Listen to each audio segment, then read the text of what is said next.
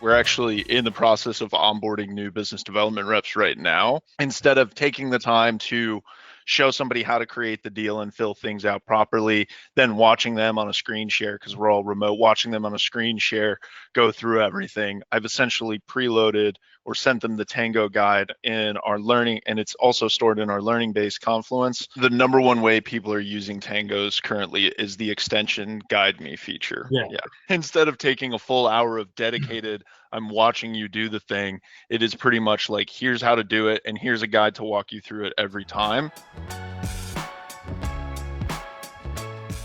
The coolest aspect to me of the Tango guides is the ability to add context. So not only is it giving them the click by click walkthrough every time, saving me the mental bandwidth of having to watch that happen over and over again, it's also implanted the context to remind them of why they're doing this specific thing right then and there. For example, we mainly sell hardware solutions. We have DIY options and installation options. And so having the Tango guide of creating a line, those are two different pipelines.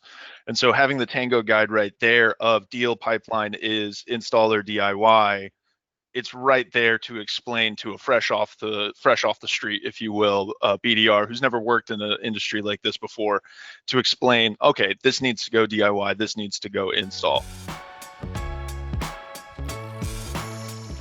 Yes, I do check the metrics, and if a guide's not completed by anybody, then that usually tells me that there's something wrong with the guide. So I've been mainly using the metrics to ensure that the guides in Tango are actually accurate. But if nobody's completing, past step 6 of a guide, then there's probably something wrong with the guide. And that's really how I've been using the metrics, is to make sure that the guides are actually productive and helpful. This is a new class, right? We started them literally Monday. But to me, the adoption of process has gone quicker than it has in classes in the past.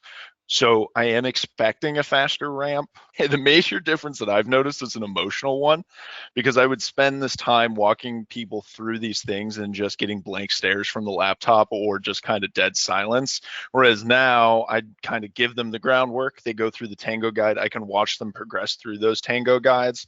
And so I'm personally, as the trainer, getting essentially haptic feedback, if you will, that they're actually learning the process. Whereas before I was just kind of hoping they got it, because new people, sometimes they're scared to ask questions, they're scared to ask you to walk through the same thing 3 or 4 times, but they don't have any shame about going through the Tango guides 5-6 times. So it gives them that confidence, and it also just takes away the intimidation of creating new things. But the main thing is, it's emotional.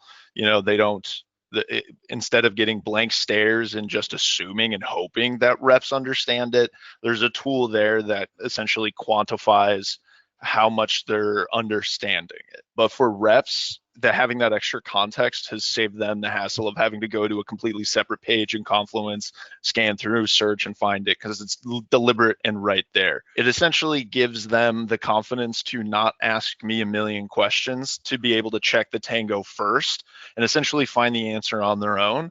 And so between Tango and Confluence, because sometimes we have Confluence links in the Tango guides, with that, it gives them it empowers them to find their own. And so they don't feel like they're being, quote unquote, needy, if you will, because they have access to go and find it. So they feel more empowered and independent out the gate.